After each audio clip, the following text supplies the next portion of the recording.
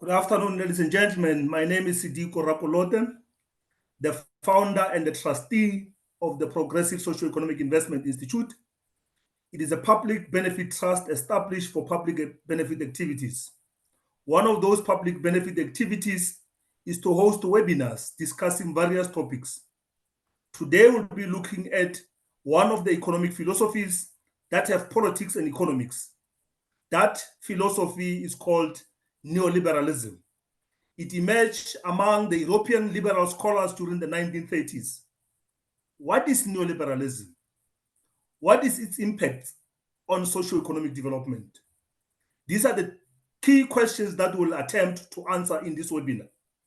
We are humbled by having a person who has been teaching and researching development studies for nearly 50 years, most recently at the Institute of Development Studies at the University of Sussex in the UK. Before 2009, he was a reader and development studies and principal scientist at the Natural Resources Institute at the University of Greenwich in London. At the Institute of Development Studies, he taught in the Masters of Climate Change, Development and Policy course. He is also an honorary professor at the University College London, which operates as a public research university in London, where he teaches disaster studies. He was previously in the Master's Disaster Management at the University of Copenhagen. He often lectures at the University of Reading, Free University Brussels, and Catholic University in Leuven, Belgium.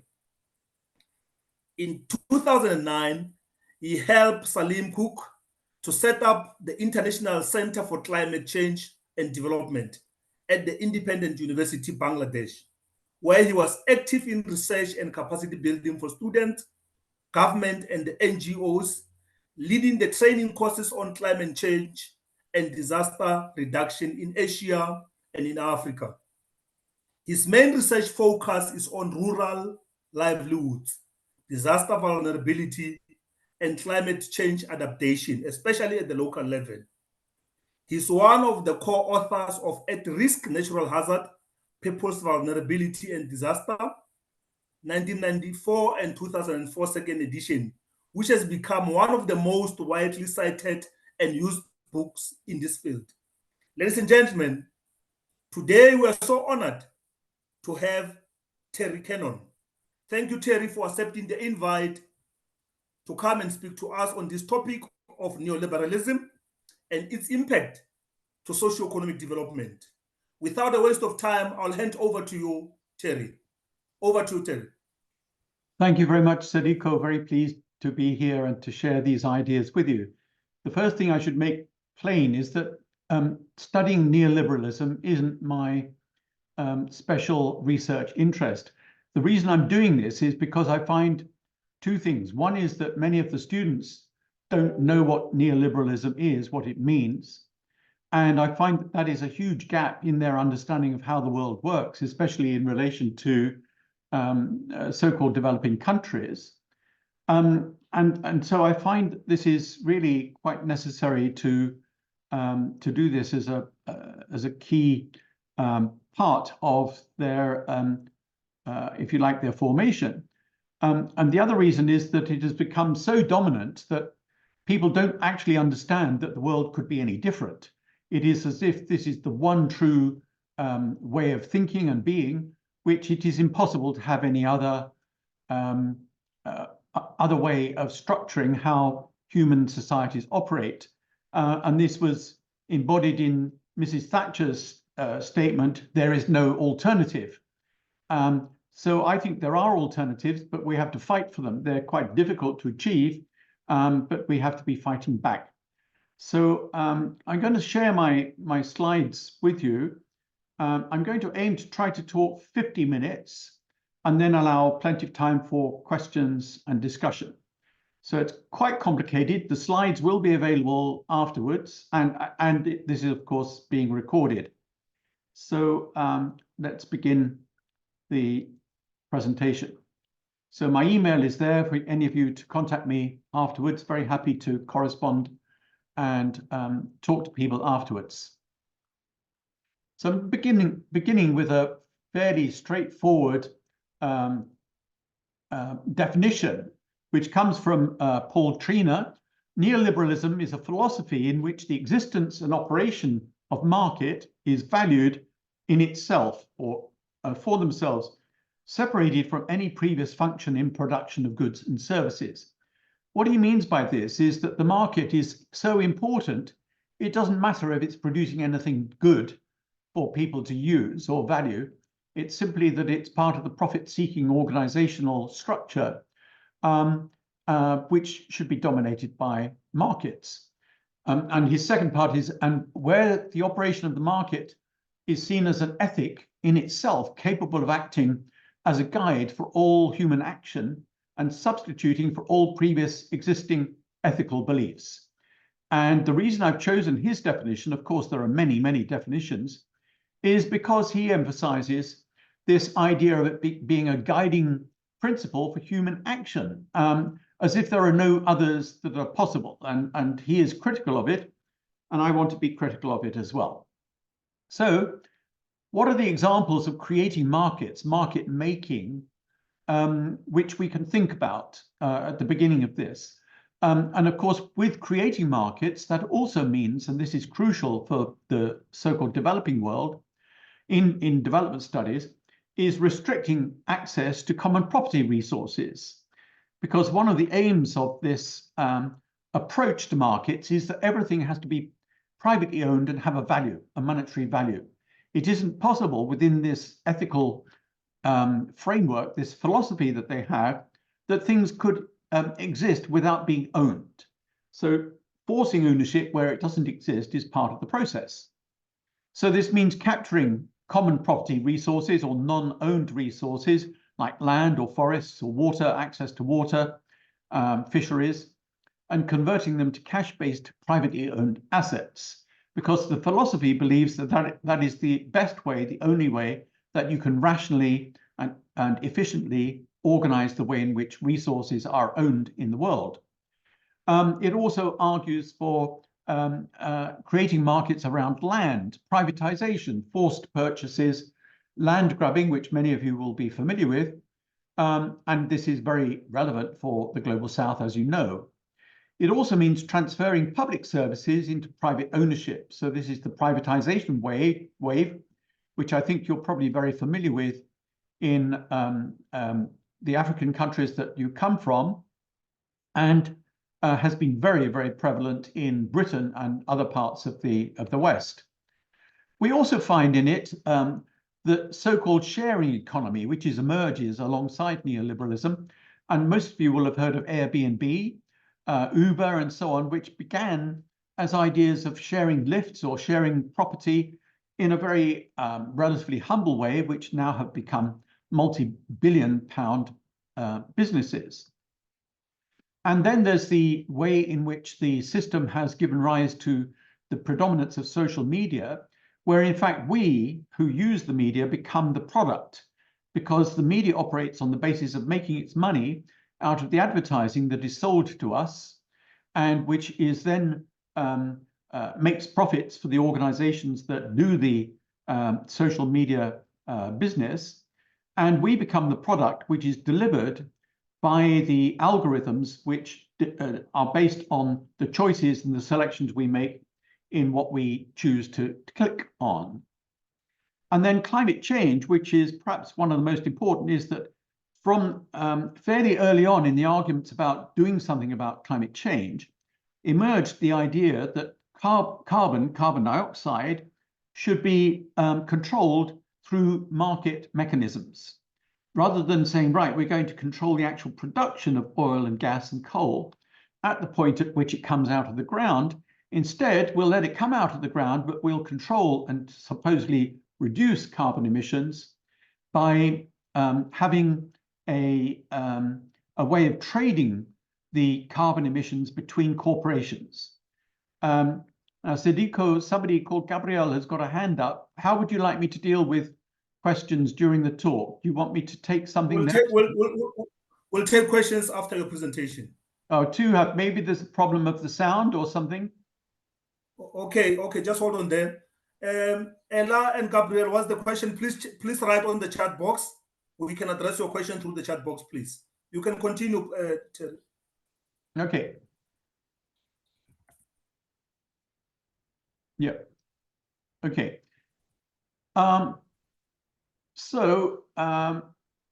This is the kind of beginning of the understanding it, but it's quite complicated, and there's quite a lot.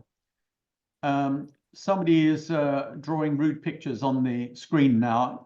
Can you identify who that is, Sediko? Just a minute. We will have to.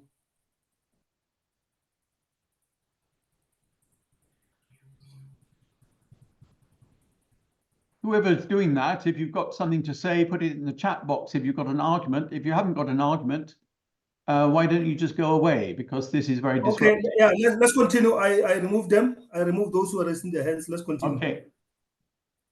Right. I'm just going to. I don't know why I this. I think I'm going to restart I'm going to restart the slides because otherwise the I think it will stay there. Yeah. So I'm going to restart. Yes. I'm closing the slides and closing PowerPoint. Hope they go away.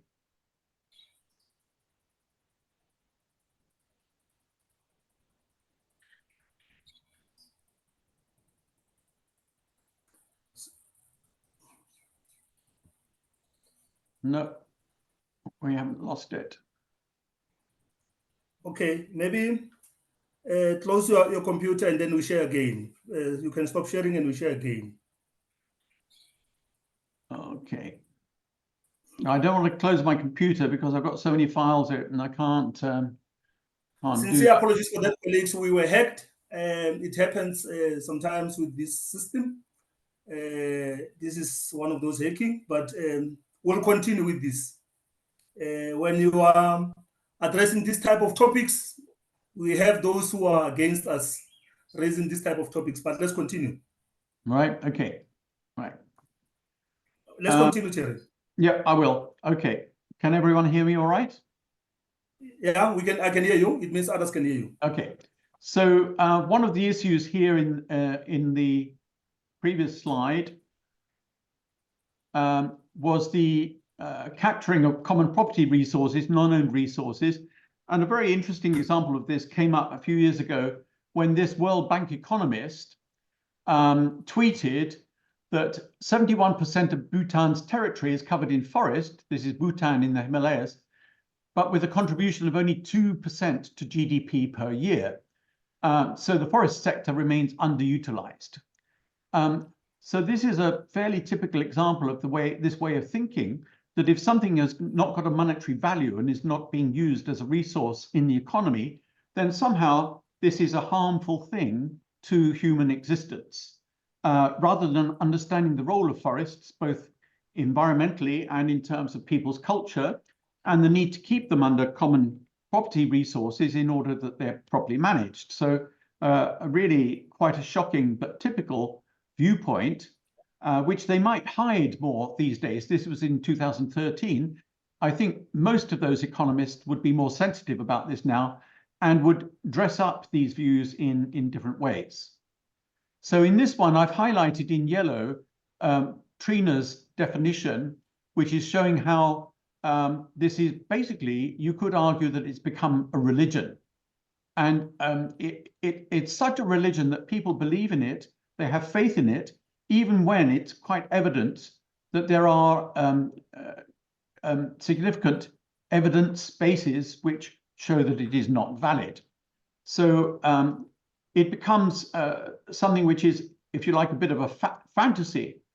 One of the ways in which you will, all of you, know about neoliberalism is, you may not know the name that goes with it, is through structural adjustment programs, which were forced on Africa, many African countries and governments in the 1980s and the 1990s.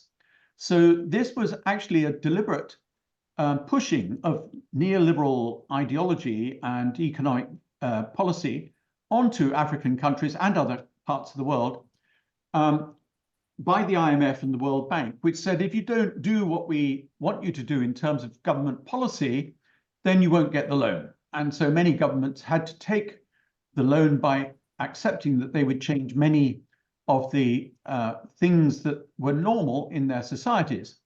And 10 of the broad recommendations that came up in this was, and these are very important but very tedious, so I'm going to go through them very quickly, was fiscal policy discipline, tax reform, those look fairly reasonable, but they were designed to do what the World Bank wanted to do, not necessarily what the democratically elected governments of the African countries might want to have achieved. Market-led interest rates, because many countries tried to control the way in which their currency was exchanged on the foreign markets.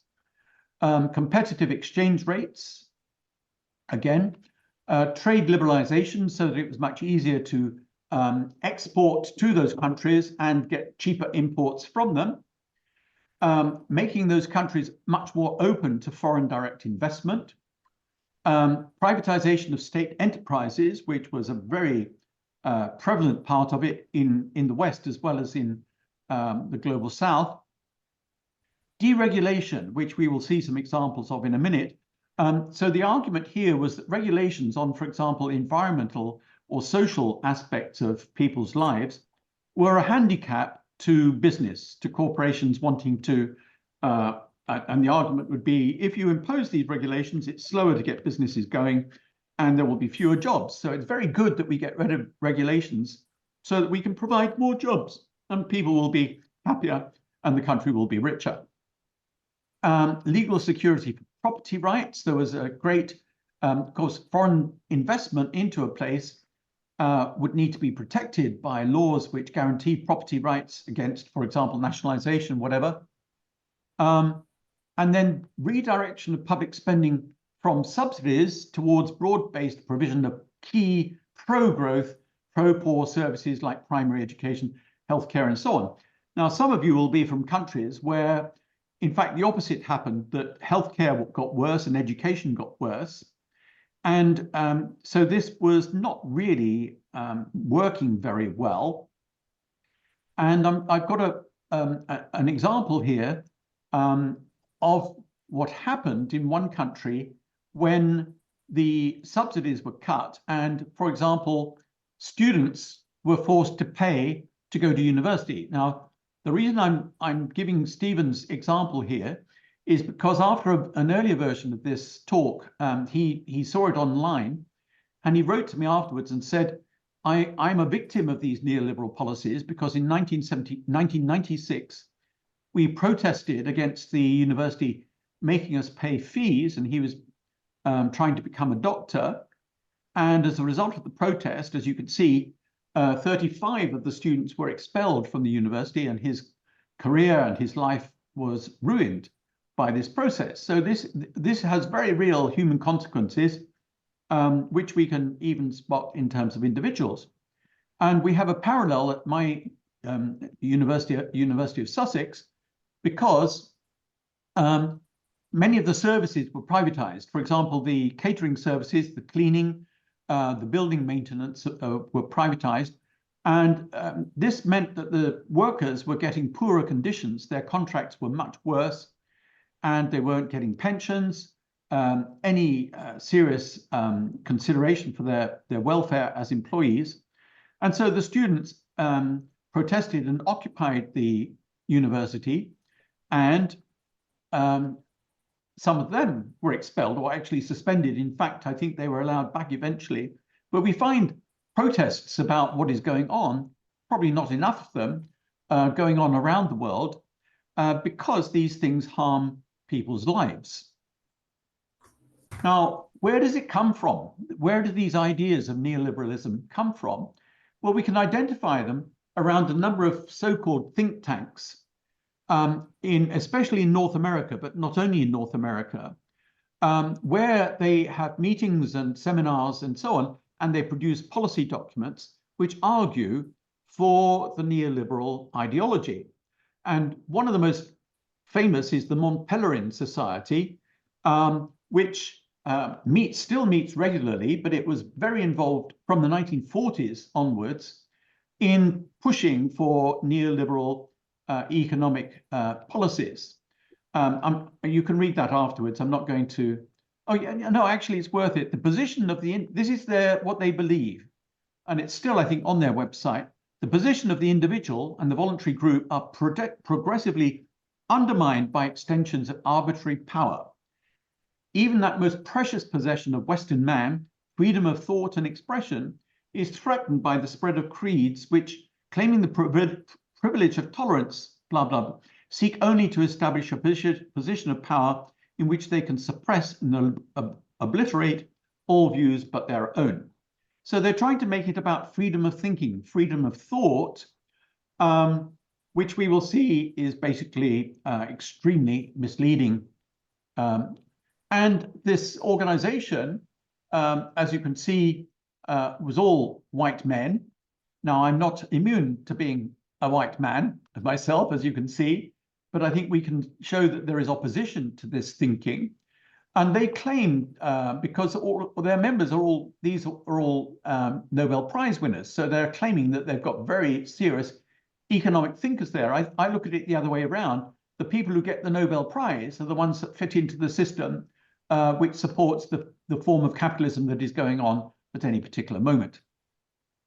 So the Liberty Fund is one of these so-called think tanks based in the United States. They are all pushing out things here. You can see at the bottom here, for over 4 decades, the Liberty Fund has made available some of the finest books in history, blah, blah, blah, to shape ideas and events in man's quest for liberty, order, and justice. It's in very small writing, but that's quite significant. Cato, again, with very similar mission. Cato Institute Public Policy, a think tank dedicated to the principles of individual liberty, limited to government, free markets, and peace. Now, it's very difficult to be against any of those, but what we find is that this ideology goes along with the support for the corporate benefits of corporations, which are profit-seeking. It's very little to do with individual liberty, as we will see as we go along. And another one, the Freedom Foundation. Our mission is to advance individual liberty, free enterprise, limited accountable government. You can see that one theme here is that government should be restricted in what it can and cannot do. Now, what I want to focus on here is the use of the word liberty or individual liberty, because what we find is that there is very great confusion about this terminology, because, of course, we find that people who support liberty in different ways are called liberals. Now, here we have people who are neoliberals. So even the word liberal or liberty has different opposite meanings depending on how it is being used and by what organization and for what purpose. So part of my object in this talk is to help to clarify why the same word is used for opposite effects in different ideologies. So here is a simplified history. And sorry, I just need to hide the video panel. It's not going away. I hope you can all see the... all right, they've gone now. The simplified history of where this terminology is coming from. So economics as a discipline emerges with capitalism in the 18th century alongside the Industrial Revolution. And it emerges to do a number of things which are part of this process of change. Society becomes very different from what it was. And economics seeks to explain differences in wealth between places. For example, Adam Smith's The Wealth of Nations, which tried to say why some countries become richer than others. And it also argues about the best policies, or in fact, the absence of policies that will foster the economy. So this is the argument about whether government should be big or small, shrinking or expanding. And as you will be aware, the argument is that the government should take the back seat and do very little at all. Of course, it assumes that there is a functioning government that could take action on the economy. And the economists are arguing as to what the government should or should not do in terms of economic policies. So, and many economists assume that everyone benefits from economic growth in this new industrializing capitalist economy. Now, most of us would accept that that's not true, but nevertheless, this is the argument that is his, if you like, utilitarian, that the system is the best you can possibly get. And one of their other arguments is that the system has replaced feudalism in Europe, in Britain, that preceded it, and it is better than what was going on in feudalism. So this is what is called classical economics, otherwise known as laissez-faire, which is French to mean allow it to happen without intervention. In other words, that means not to have the government interfering to prevent the operation of the market. So it's about having a free market which operates without disturbance, disruption by laws, regulations, other actions of government to restrain them. And it is also known as liberalism. So this is the first neoliberalism, and we now have the neoliberalism.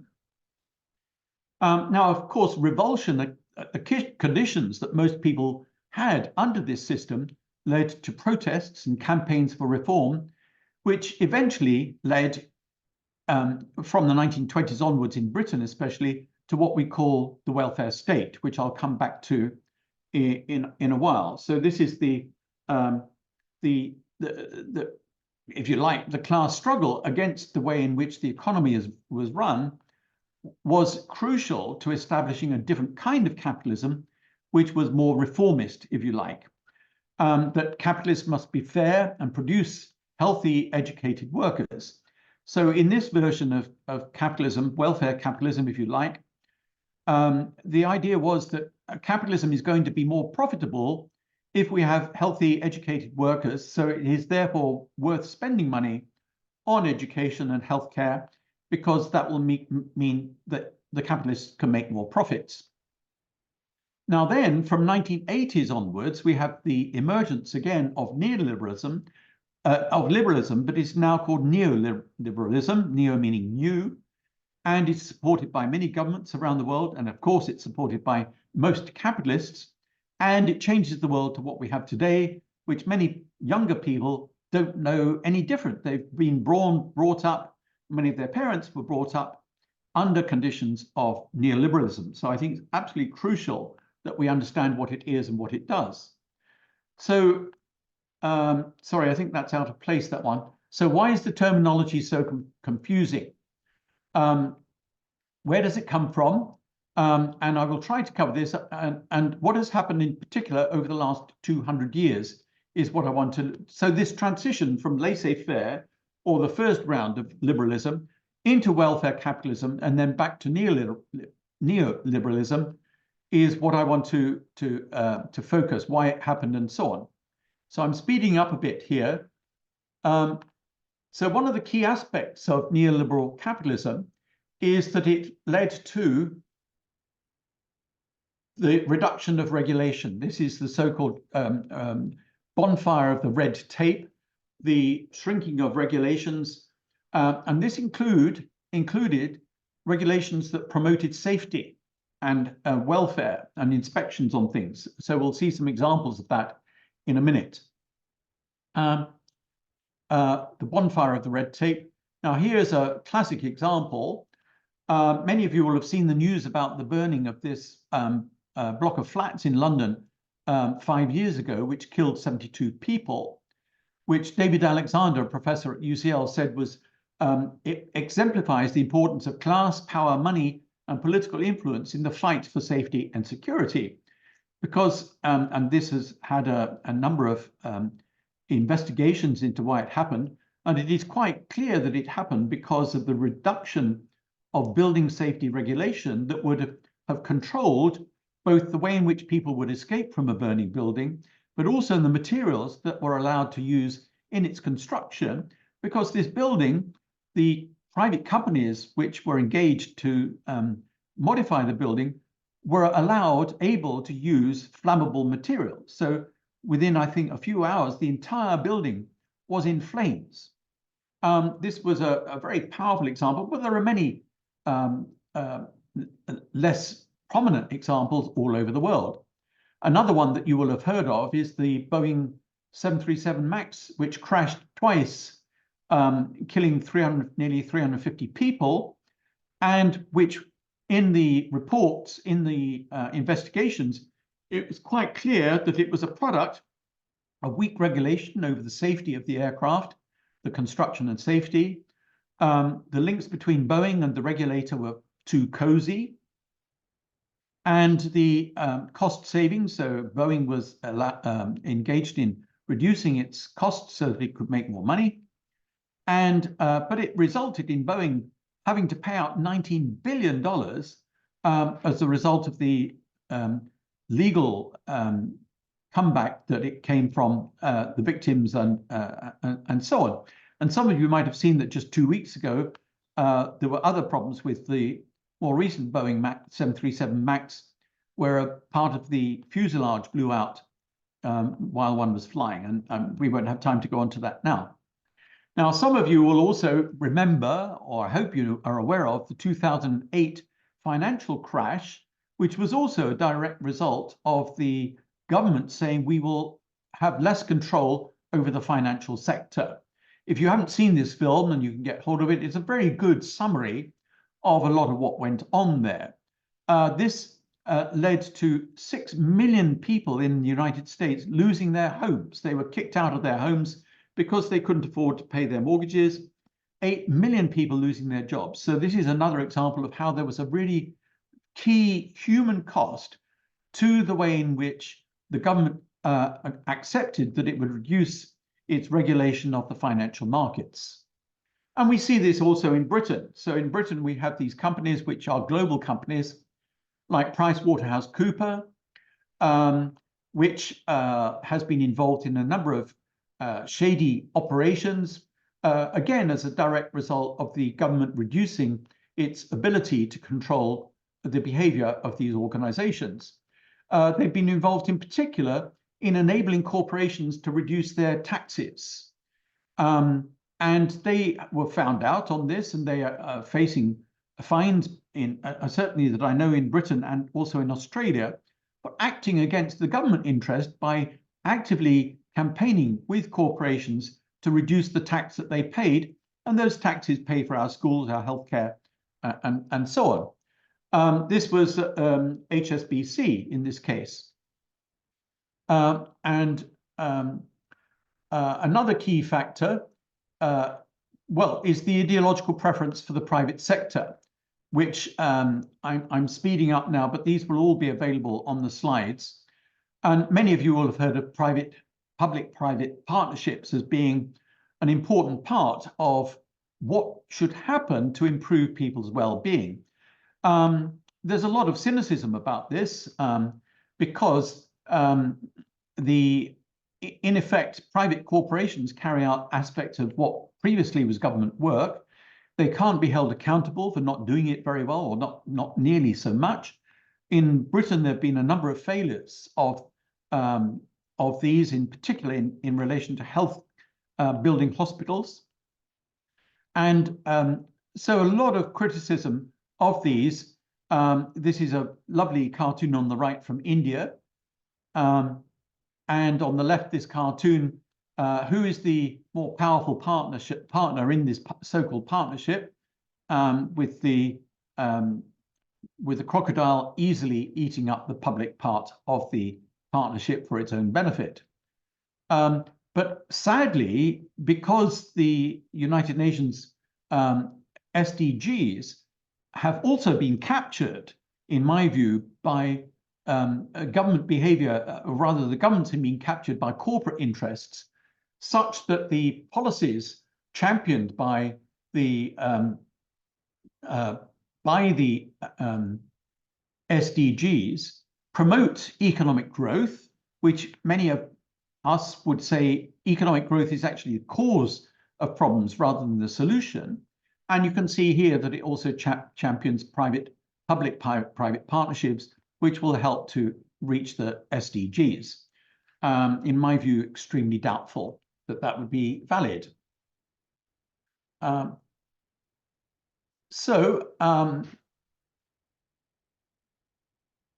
Sorry, I'm just losing control.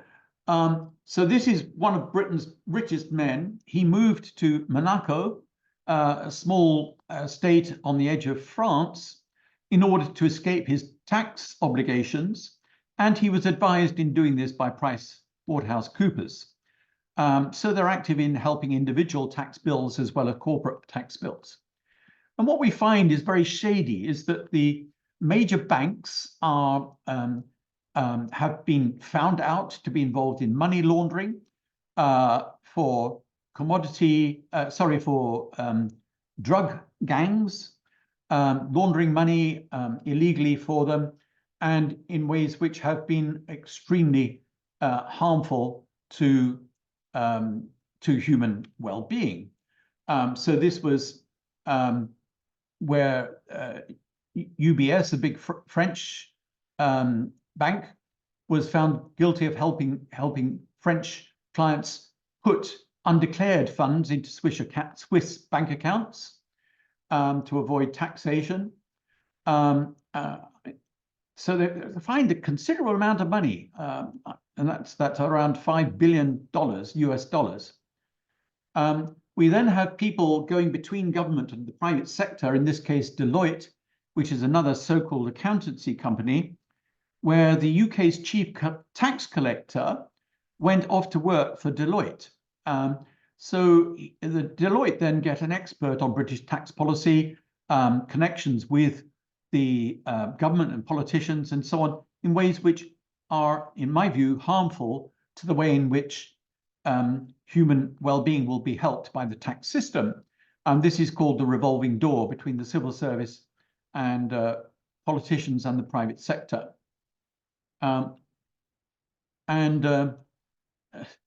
This is the same guy, which we'll leave. This is Credit Suisse, helping crooks and kleptocrats, as it was put in that article. These were all coming out of the secret files, which some of the whistleblowing campaigns managed to find. So what we find is that it's the major financial institutions are enmeshed in systems which enable criminals and gangs and tax avoiders to operate in basically what becomes an extremely corrupt system. So in terms of other key aspects of it, I've covered the Washington Consensus. One of the problems is that the changes have been incremental. They didn't all come in overnight in 1980 when Mrs. Thatcher and Ronald Reagan started proposing these policies. They've been incremental. And so it's each one that comes along looks like, oh, that's not too serious, that's all right. But eventually, if you add them all up, society has completely changed and is now run on the basis of this neoliberal philosophy to the harm of human well-being. And it's ideological. It's almost like a religion. People believe in it even when the evidence is clearly in their eyes that it is not good and it is not working. Just another examples which, in the context of Africa might appear to be trivial, but they resonate with my students because they travel on trains often between London and Brighton. Brighton is down here on the south coast of England. Here's London here. And if you get on a train, there are 3 different train operators on that route, and they will sell you different tickets, sometimes for different prices, and sometimes with different rules. And if you get on the wrong train, you will have to buy another ticket. So we used to have a unified system, nationalized rail system. We now have 24 operators run by 9 large corporations. Now, they are very bad at running them, many of them. And one of the problems is that you can't integrate it. If it's 29 different operators, you can't integrate it.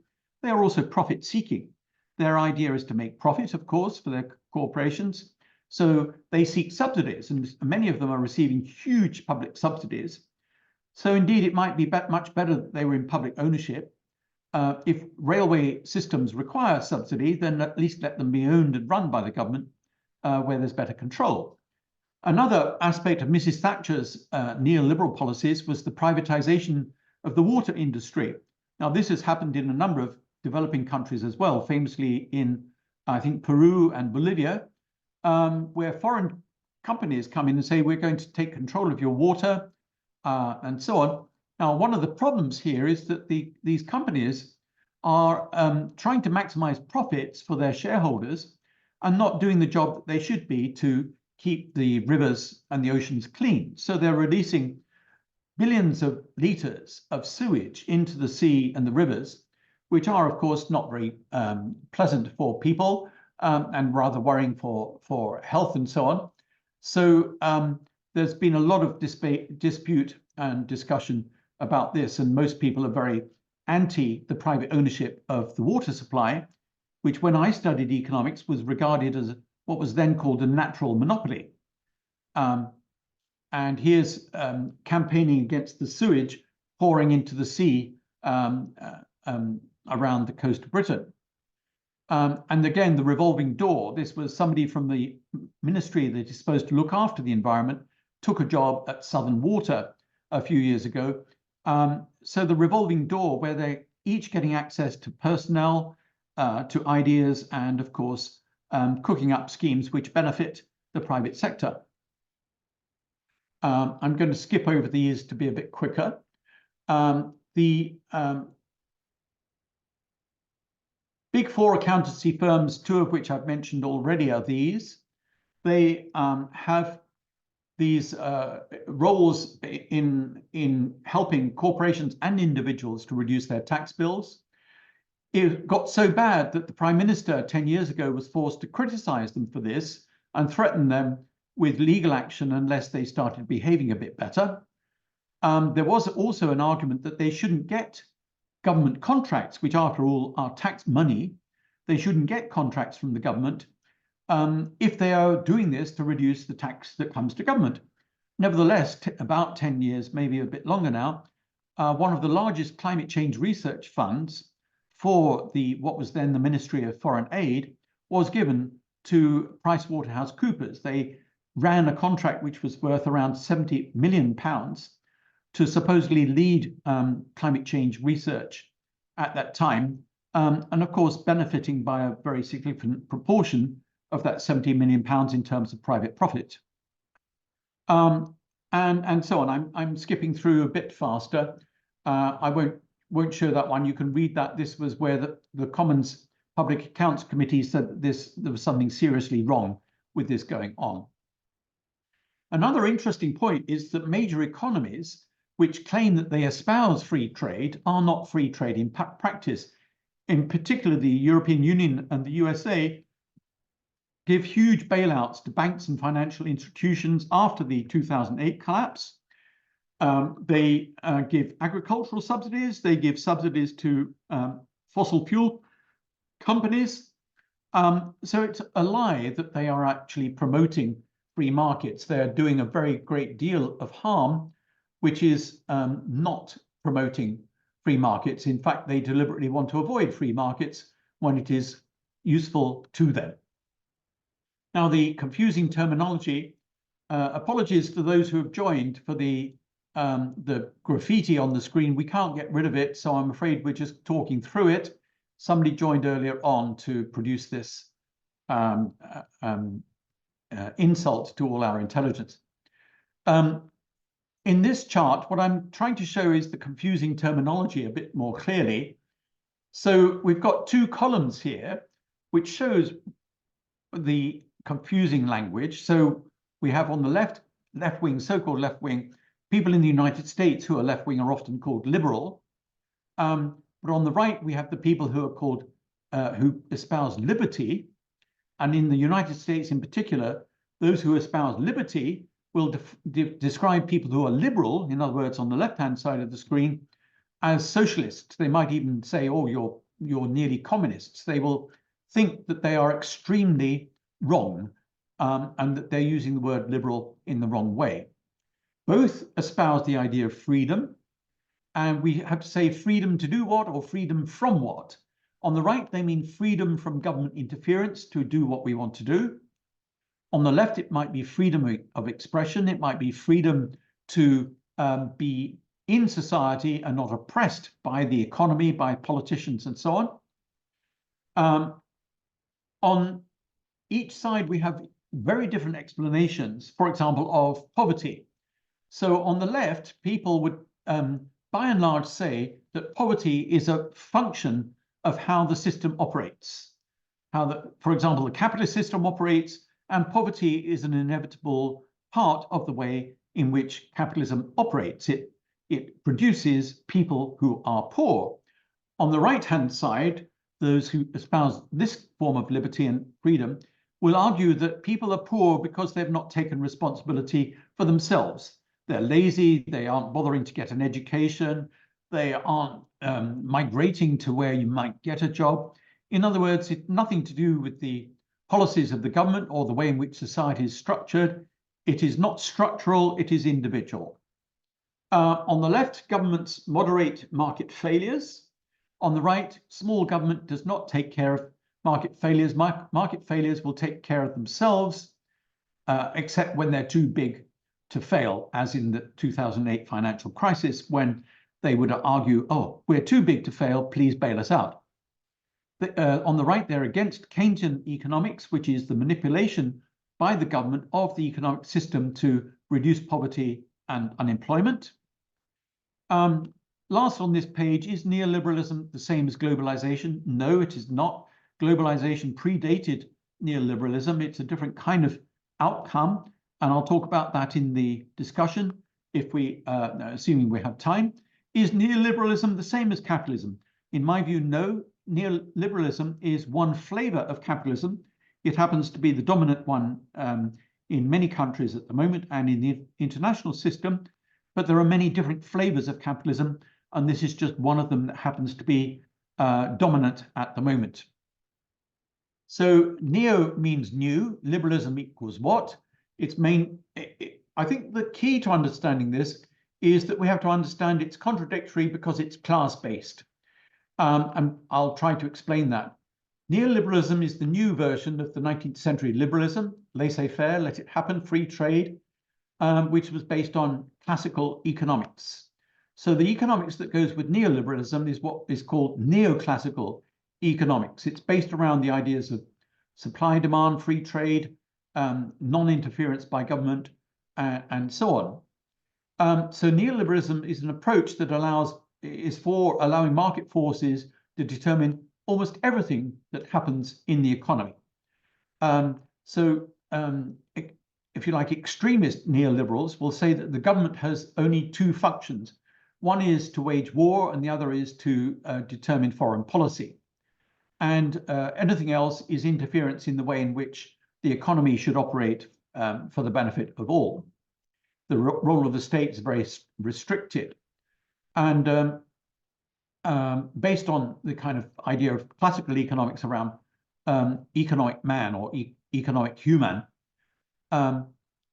and it believes that markets can solve all problems if they can operate without the constraint of what the government might be trying to do. So I've covered this more or less already. I think you can get the picture of this. But what I want to focus on here is in the 16th and 17th centuries, the use of the term liberal meant free from restraint in speech or action. In other words, it was the promotion of a democratic principle in the face of what Europe had then, which was an aristocratic, feudal, monarchic systems. And those systems were extremely hierarchical and did not allow freedom of speech. You knew your place in society. And what's interesting to me is that as the capitalist economy emerges out of feudalism, along with ideas from the Enlightenment of democracy, free will, and so on, you have different people interpreting this freedom of restraint in different ways. Because an entrepreneur wants to have freedom from restraint by government in order to make profit and promote their business.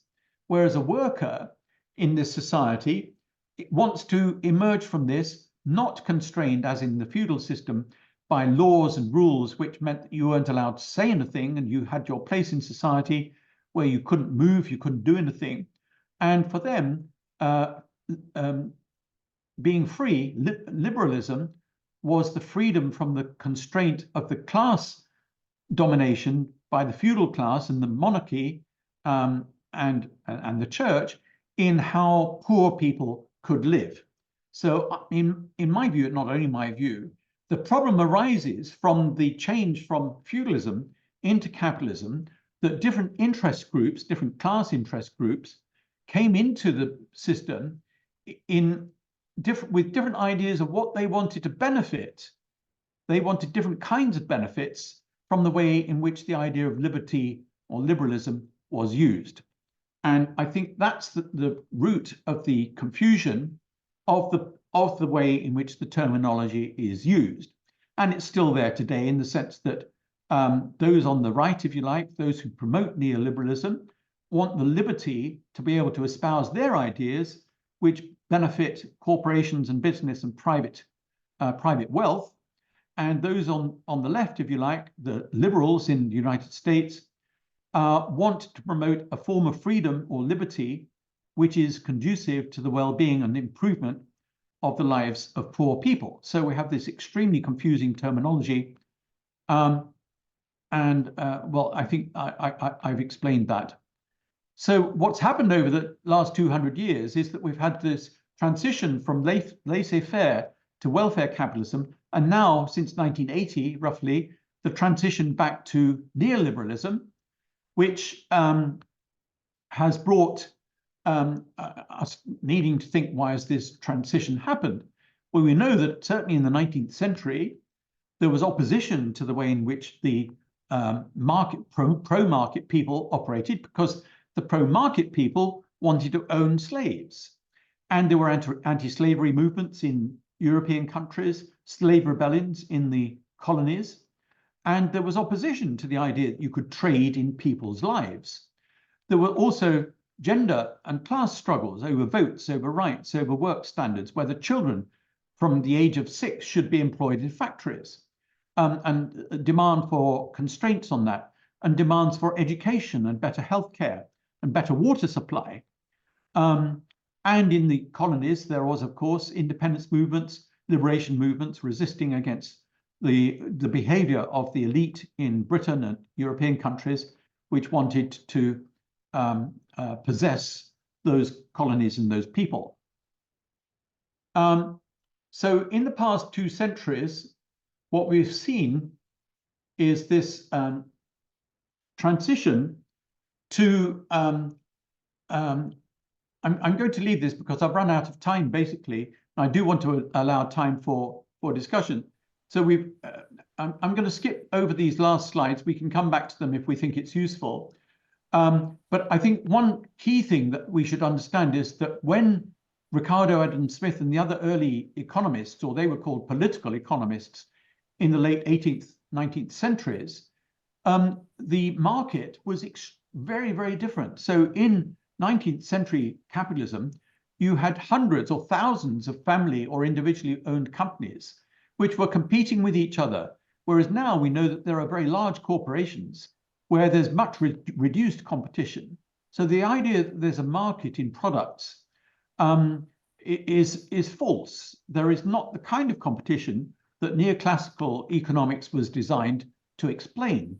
And so it's really a fake kind of idea that neoclassical economics is valid in a situation where you have such a reduced number of competing firms, which aren't, in many cases, are not competing. We also know that the liberal economy, the laissez-faire economy, gave rise to terrible conditions for people. Child labor was rife, and so on. I'm going to skip that and show you some examples of what we had. You can read these, but let me just share with you the tax rates and the wealth. So this is wealth distribution since 1900 in Britain. So you can see that the bottom 50% of the UK population has never owned more than 10% of the wealth. This is property and housing and so on, not income. And at the turn of the century, it was zero wealth, whereas the top 10% had between 90 and now nearly 60% of the wealth. Now, the reason that's come down is because of taxation on some of those assets. But the one that really shows is the income distribution. So again, back to 1900, the bottom half of the population had only 14% of the income, and it has hardly gone up. It is today, and you can see that since 1980, it's come down. Neoliberalism has reduced the income of the bottom 50% of the population, while neoliberalism since 1980 has seen a huge rise in the income of the top 10%. So they have around 38% of all the wealth. 10% of the people have 38% of the wealth in Britain.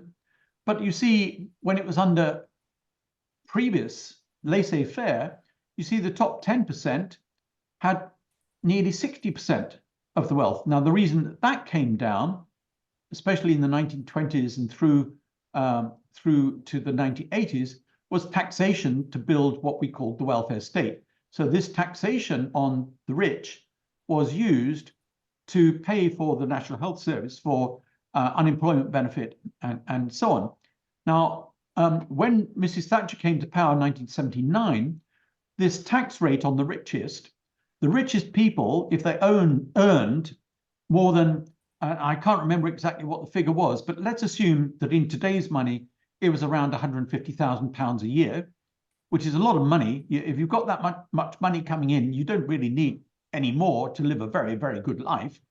But let's assume that in 1979, up until then, the top rate of tax, if you earned more than £150,000, every pound above that level, you paid 97 pence in tax.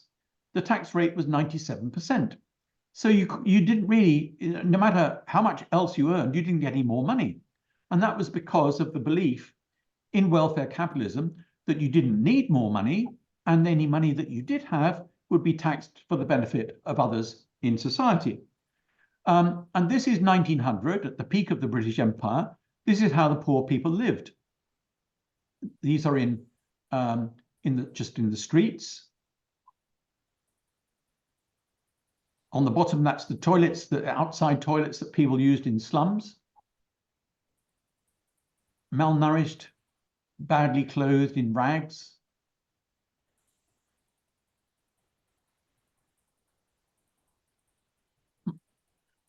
Clear malnourishment there.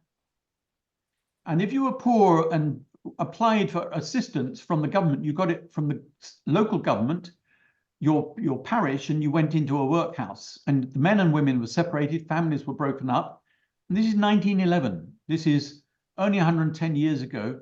Hundreds of people in workhouses where they had to go in order to have something to eat. This is a very large one. It looks like a prison. They were designed in similar ways to prisons, which housed over 1,000 people, including hundreds of children. Up to the 1930s, these were going on. So less than 100 years ago. And this is men in central London in 1900. You'll see most of them have got beards because they couldn't afford razors to enable them to shave. So this was life for the poor at the height of the British Empire, which is something I think we could discuss later on, because I think the empire for Britain served a class. It served the rich class. It didn't serve the ordinary people. And that's something we could discuss in the questions afterwards. I'm going to skip that. That's India, where you can see separate things, because I've gone way over time. I'm going to stop now in order that we can have more discussion, and we can share some of these other slides if there is time. So Sediko, thank you very much, and I'm sorry to have gone over time. Here we go. No problem, Terry. Yeah. Thank you so much for your presentation. You really covered a lot. One thing that you have highlighted is that neoliberalism is a flavor of capitalism. You've indicated that neoliberalism has severe negative social impact to the society because it benefits only the few. Where there's neoliberalism, there are possibilities of corporate capture, of government, Neoliberalism also promotes the free trade with no interference by government. So, and also you've highlighted that within the neoliberal system, there are elements of money laundering, tax evasion, and revolving door policies. Those are the things that you have highlighted, Terry, and that's the summary from my side. Colleagues, we will take questions and comments from participants, and then we'll take 3 comments or questions, then allow Terry to respond. You can raise up your hand. We'll give you space to make your comments. For those who don't want to raise their hands, you can even write your question or comment in the chat box. So colleagues, you are allowed to raise up your hand and ask questions, and then you can take it from there. Any question, comments, colleagues?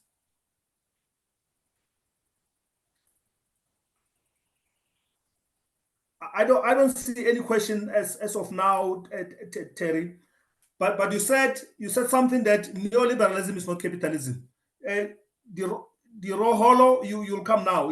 Terry, you said something about neoliberalism as one of the flavor of capitalism. Why are you saying that? Are you suggesting that neoliberalism by its own nature is not really capitalism, but it's just one flavor of capitalism? Why are you saying that? When I'm taking the role to come in? Yeah, but I think capitalism in general is based on the idea that there is a private ownership of assets by a minority, and others are disabled from having access to those assets. So those assets might be a tech company or a bank or a factory, a corporation making products or whatever. And the key point is that under capitalism, there is no sharing of the benefits that are produced by the people in that business. So the profits which are produced by the workers in that business are not shared between the people who work in the business.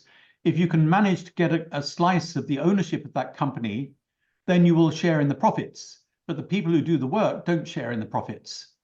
And this has been the function of capitalist enterprise since its very beginning, because, of course, in its beginning, it was people who had capital who would invest in, for example, a mine or a factory to make hammers or anything like that in the early Industrial Revolution, or to make steel. And they would argue, well, it's my money that I've invested in this business. Why should anyone else have a share of it? Well, human society has evolved in such a way that because that system of ownership produced hardship, not just for the workers, but in general systems, the hardship was not counteracted by the private benefit to the capitalist owner. But there are many ways in which that can be structured.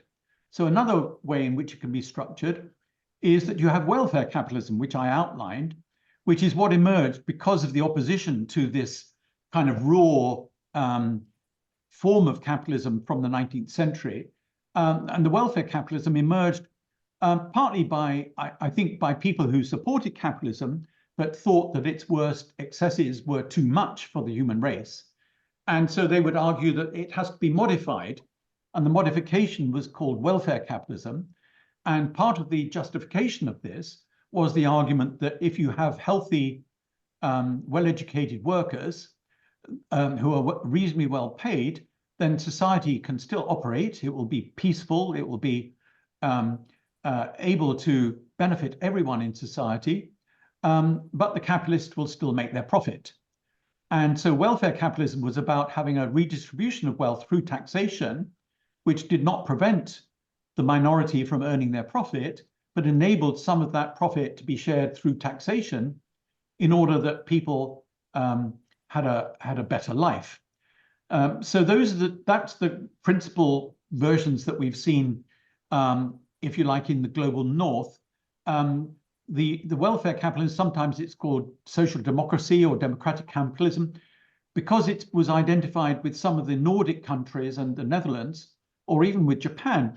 It has been called the Nordic model of capitalism, which is where society should look after each other. The idea that people are in a society where we look after each other by having a policy system which does not discriminate against those who don't have so much power or wealth.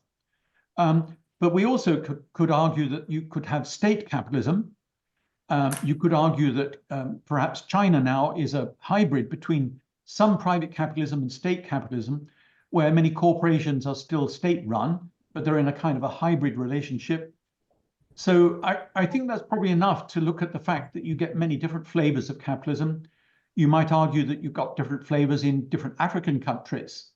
But basically, all of them have an elite minority class who want to control the economy, and they want to control the economy for their own personal benefit or individual benefit, but they're willing to make more or less compromises in order for the system to operate. No, thank you so much. Dihorolo, you can go. You can make a comment. Thank you. I just want to ask that you pardon my ignorance, but this is my issue. I wanted to find out, as much as there's a history to the neoliberalism, there's a history to capitalism, and these things are known, but in relation to the life of today, how can neoliberalism or capitalism be used or be influenced to be able to reduce poverty of nations, to be able to reduce inequality amongst nations and intra-nations? How can neoliberalism or capitalism be used to improve the quality of everyone, including from the bottom of the pyramid, so to say? How then can all of these things, knowing what we know through the knowledges of professors such as Professor Terry Cannon, can these things be utilized or panel beated to ensure that life of every ordinary person is actually improved in the process? That's how do we sustain a good life for even those that are at the bottom and the middle? Thank you. Dihorolo, thank you for your question. Basically, you can't. It's impossible to use neoliberalism for the benefit of all people because it's specifically designed as an ideology or an approach which is to channel wealth from the bottom of the pyramid to the top of the pyramid. It is precisely the economic approach which gives rise to an increasing number of billionaires and an increase in inequality between different social groups. So my view is that as a system, it is impossible for it to deliver well-being to the majority because it is designed not to do that. There is a comment or a question in the chat box from Paul, which says, any advice to South Africa and the African continent? How do we see ourselves to neoliberal systems? Are you having any comments on that, Prof. Terry? Well, I think it's about resistance. It's about forming groups and organizations to fight back. And they can emerge from existing campaigning groups, or they can be newly formed campaigning groups, which are basically saying that this is unfair. You can use justice arguments. You can use arguments about the fact that the system is demonstrably favoring a small elite rather than everyone, and forming challenges, political groups, parties to campaign on it. But that may be very difficult in some places because of the political control on rights and freedom of speech. So I'm not saying that's easy, but I think that's the only way to change this. It isn't going to collapse on its own. You know, this idea that the capitalist system will collapse because of it's got its own inherent contradictions, I don't think will happen. We need where governments are able to fight back themselves, because many governments have been captured by the billionaires and by the corporations to do their bidding. But we saw just last week at the Davos Economic Forum that a group of billionaires were saying, why aren't you taxing us? We're quite willing to pay more tax. You're allowing a gross inequality to exist in society, which is harmful to many people in society. And so the argument would be that there is a campaigning also to say, right, okay, these tax systems have got to change. You've got to tax the wealthy much more, and making those arguments, which is not about changing the system completely, but it would claw back some of the benefits that come with neoliberalism, and also to insist on regulation. The way in which regulations have been diminished at the price of safety and well-being should be fought against. So, for example, in Britain, we have to fight back against the fact that the regulations on how buildings are constructed is now so weakened that buildings can be constructed which are unsafe, and so it's about struggle, basically. I don't think we can expect those who benefit from the system to change it, except a few billionaires who think that it's wrong. Okay, thank you, Prof. While you are fixing your camera, of course, we can only see the top part of your head, your spectacle. Yeah, while you are fixing your camera, so you can see the whole face. Right. Let me take other questions. Now I can see you now better. Can I take other comments and questions? On the chat box, the author is saying, let me see this one. Since neoliberalism is a design to take wealth from the many of the few, what design and how to bring about the design that takes the wealth from the few to the many? What design and how to bring the design that takes the wealth from the few to the many? So what do we do to challenge neoliberalism? I think that's the gist of his question. Well, I think I answered that. Dirholo asked it verbally, and I think I covered that. So I don't think I've got much more to say. I can come back to it if others want to come back to it, but I think it would be, let's see if there's other questions to come first, shall we? And then I'll come back to that if there's time. Yes, yeah, let's check. Any other comments or questions? Prof, is there any link between neoliberalism and neocolonialism? Is there any links? Well, I think the only thing I would say there is that where we think that something is neocolonial, by which I mean the attempt by outsiders, whether corporations or governments, to control the other societies, I think that goes on all the time with all kinds of capitalism. But it's not one way. I mean, we have China is colonizing Africa in an economic sense. An Indian billionaire owns the British steel industry. So I think we should understand neocolonialism often does not require there to be direct conquest of the territory. That's why it's called neocolonialism. There's an implication that something is going on which resembles colonialism, but it's new, it's neo. And the implication of that is that the form of colonization that takes place is predominantly economic and or attempts to interfere politically with the way in which a country operates. And we know that the Western countries have been predominant in that even after their empires became independent. But the United States didn't have an empire, so it has always been, if you like, a neo-colonialist.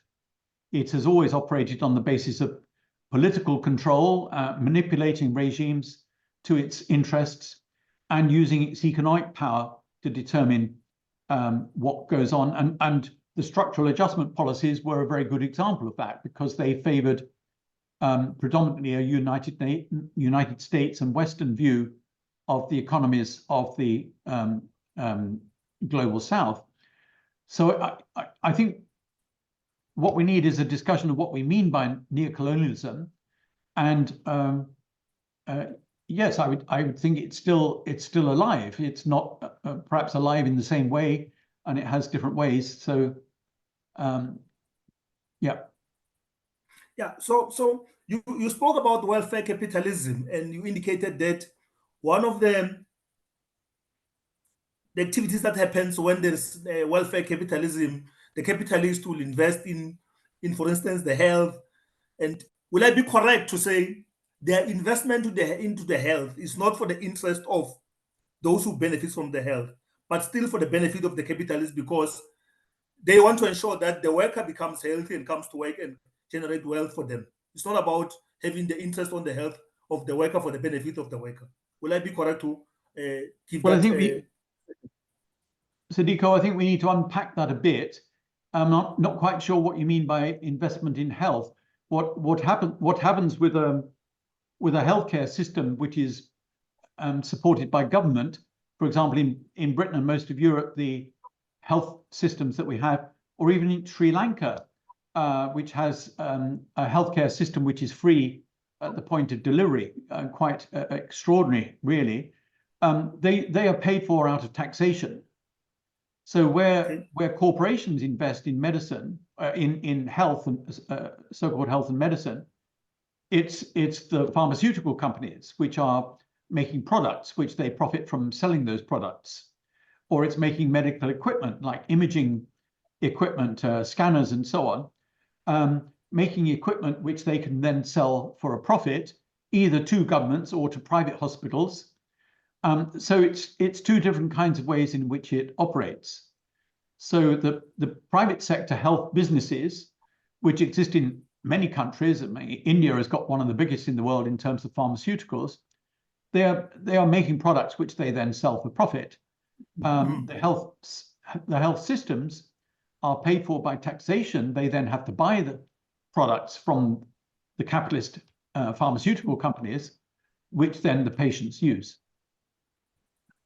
Okay, there was a question from Maja which says, what is the relationship between the IMF and imperialism, and who determines the rules for IMF? That's from Maja. Okay, well, the rules for the IMF is the member states of the IMF. It's a club which you join with the voting rights, which I believe are. I can't remember how they do the voting rights, but it's dominated by the West. I wouldn't say it's related to imperialism, because if I would define imperialism as the desire to conquer and control directly a foreign territory or a neighboring territory.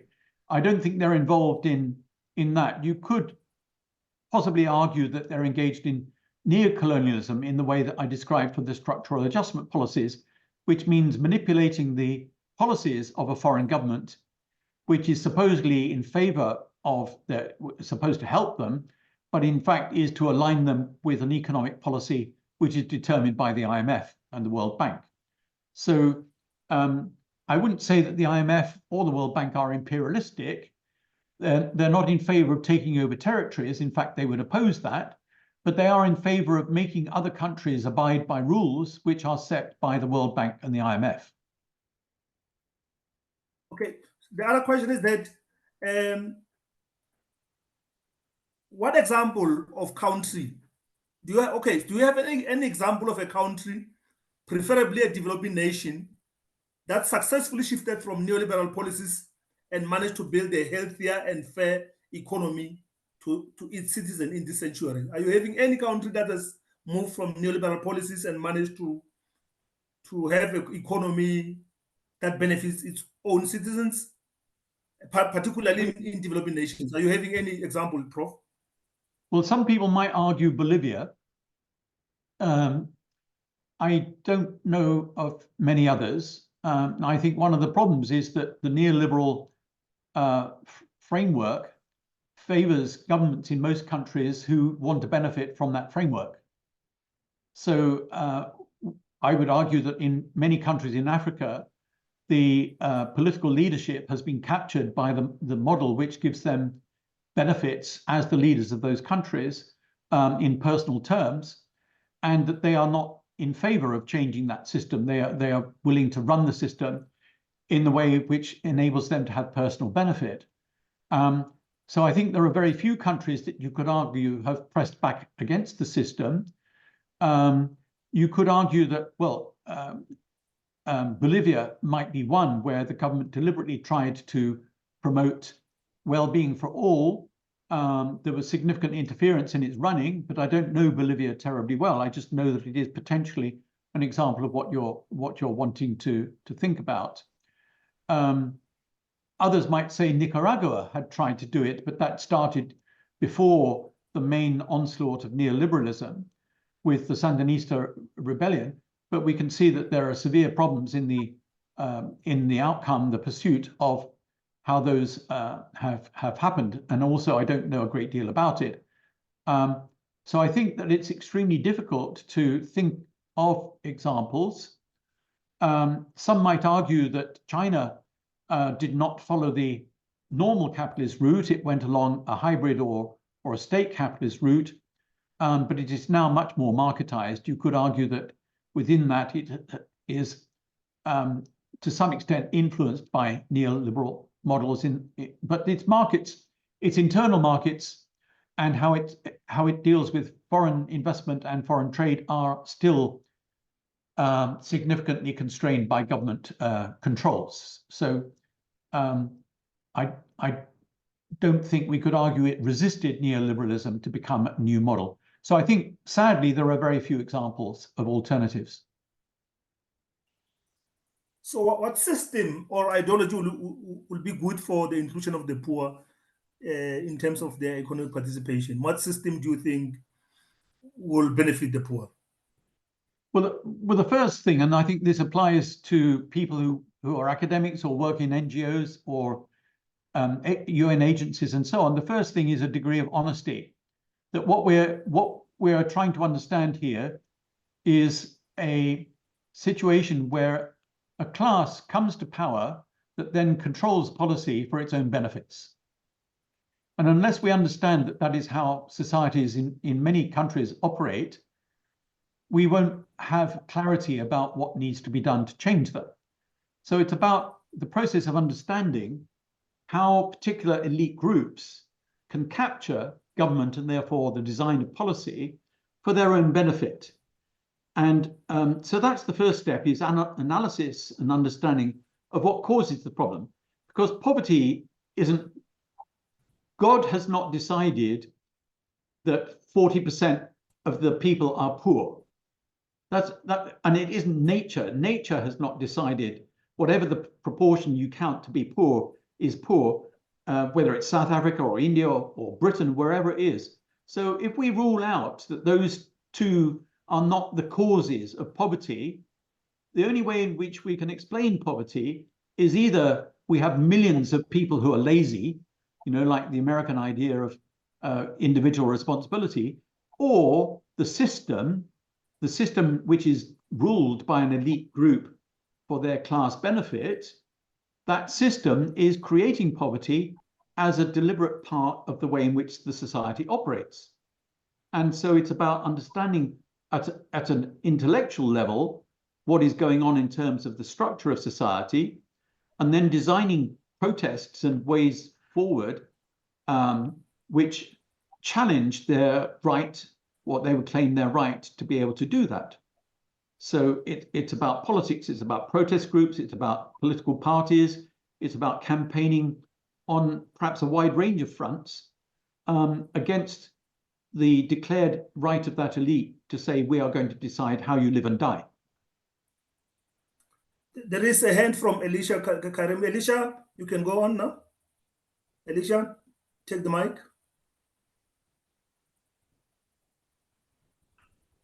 Thank you very much. My name is Elisha from Ghana. I just want to, I want Professor to touch on group war policies and then political leadership. But I'm asking this based on the fact that Ghana, like many other countries in Africa, I believe our political landscape hasn't really been very beneficial. And so there are many so-called pro-poor policies, economic policies that are, our politicians probably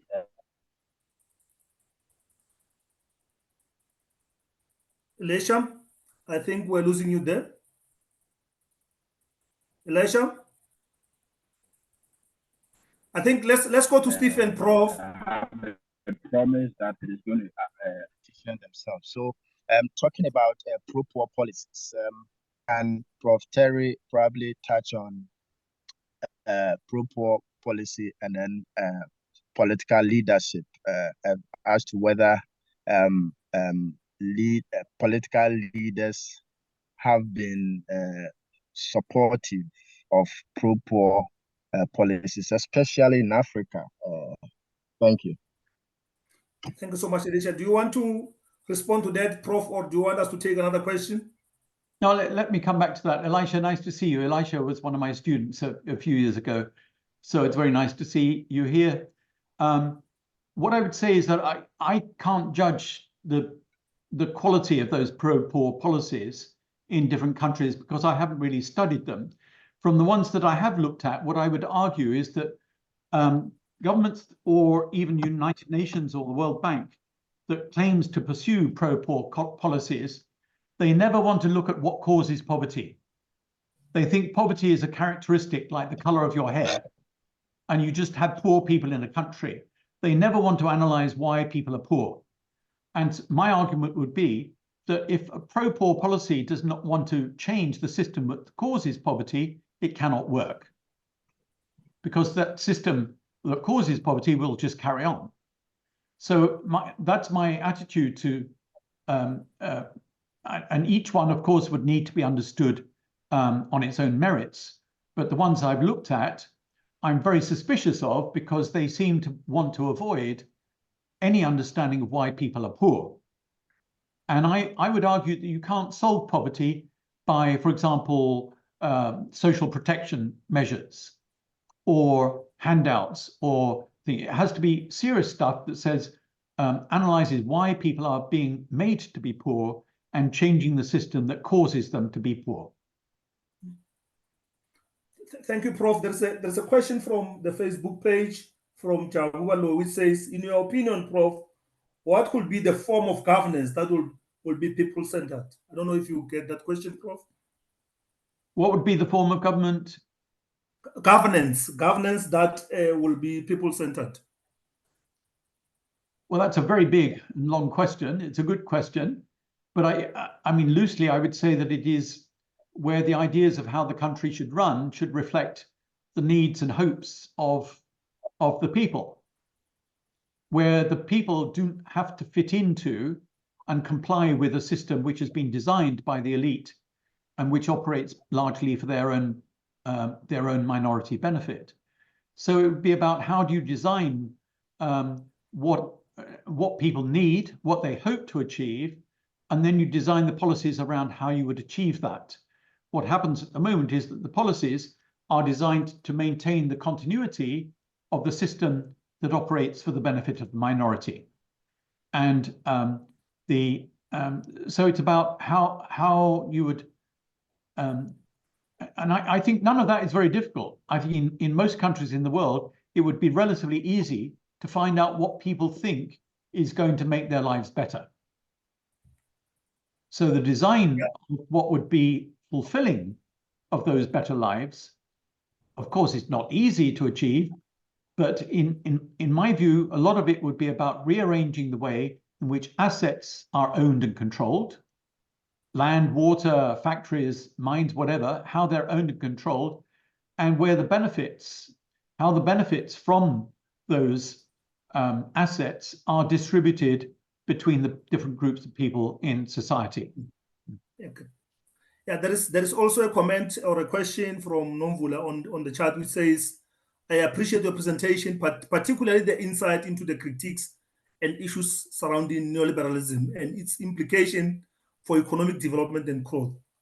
Can you advise what the likely impact will be in the context of advancing technological businesses and tech entrepreneurship? The reason being, in terms of technological advancement, it is a combination of the wealthy and the emerging technological businesses who can also create wealth quicker than before, given the services they offer, the alternatives they offer, that disrupts the norm. It's a very long-winded question.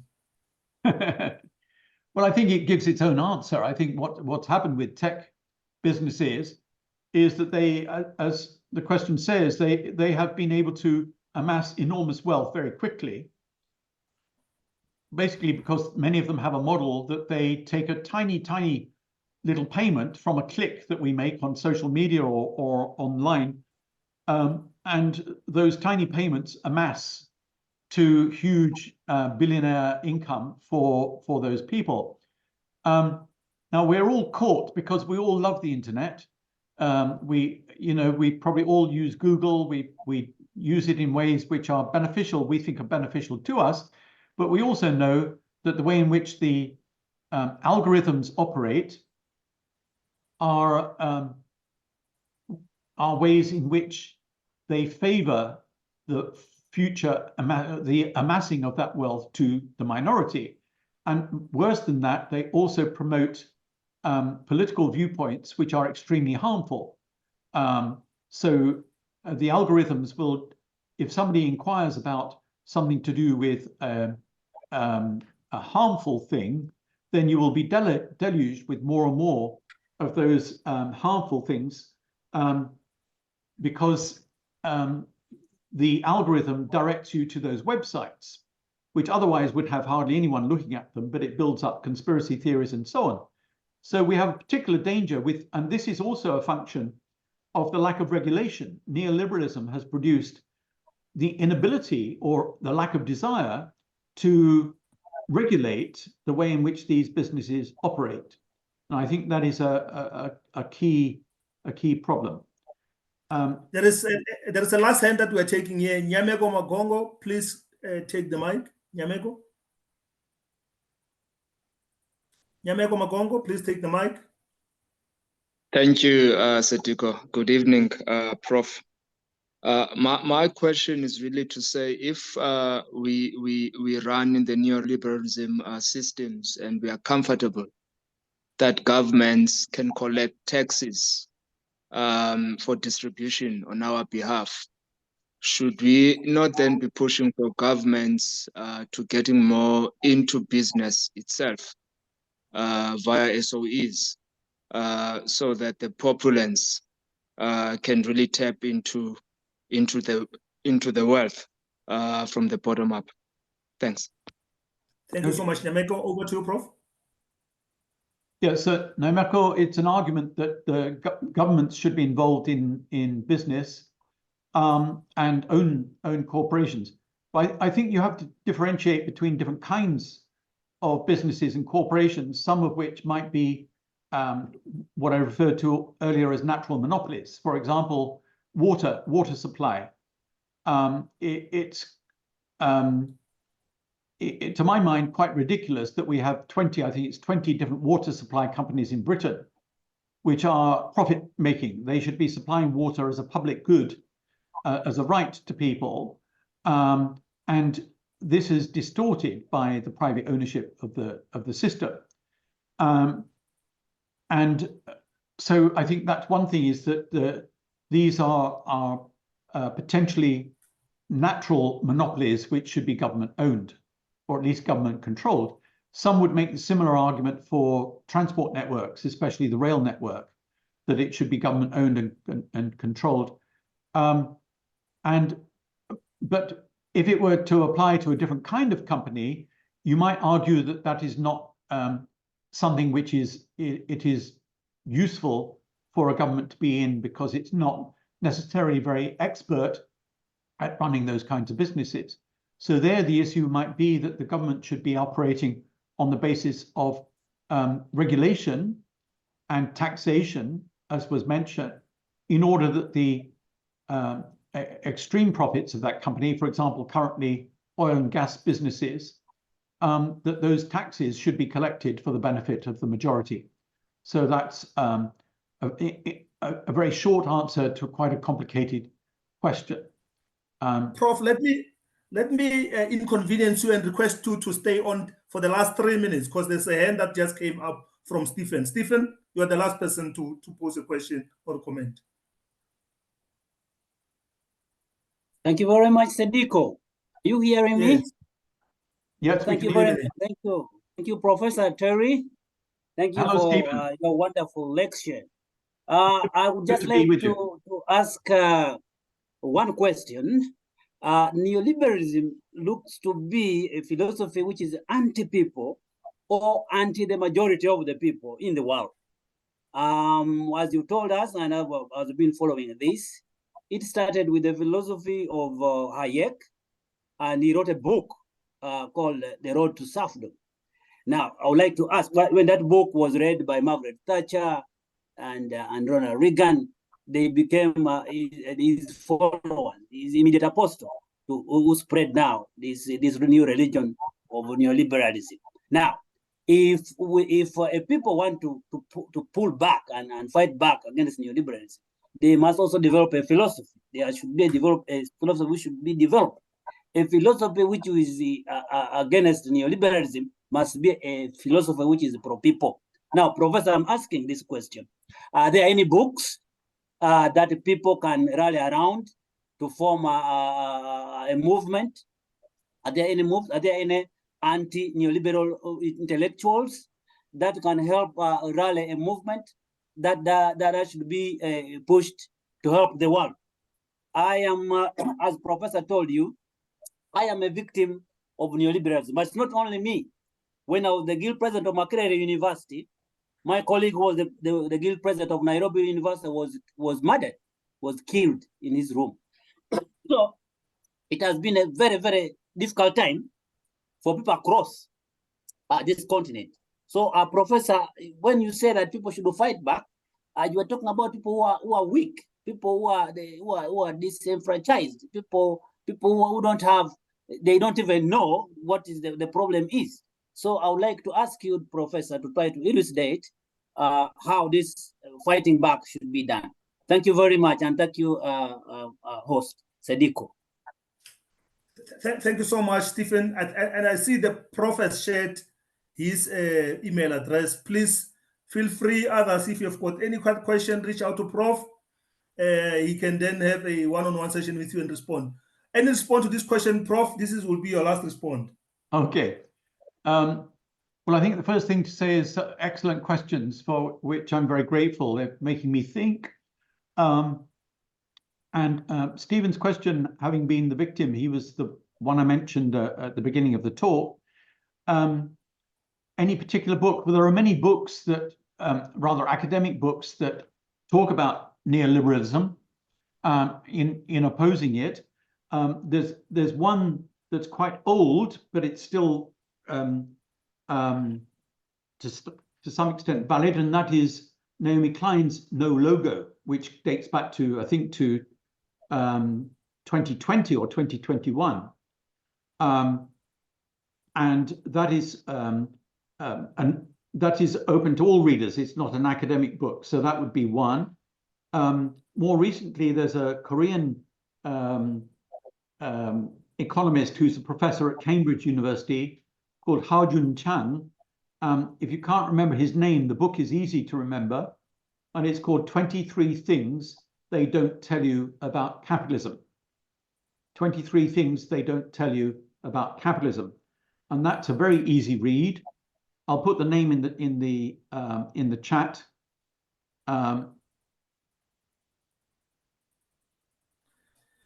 While you're putting the name in the chat, Prof, thank you so much for your presentation. We really appreciate, from our side, as Progressive Socio-Economic Investment Institute. We thank you for your time, Prof, and your very informative lecture that you gave today. And to the participants, we really appreciate your time and your engagement with Prof. We will continue to host various webinars discussing various topics. Please check in the chat box on how can you access our recorded webinars on YouTube, but also where you can get information relating to the upcoming webinars. Thank you so much, colleagues. We really appreciate your participation. Thank you so much. And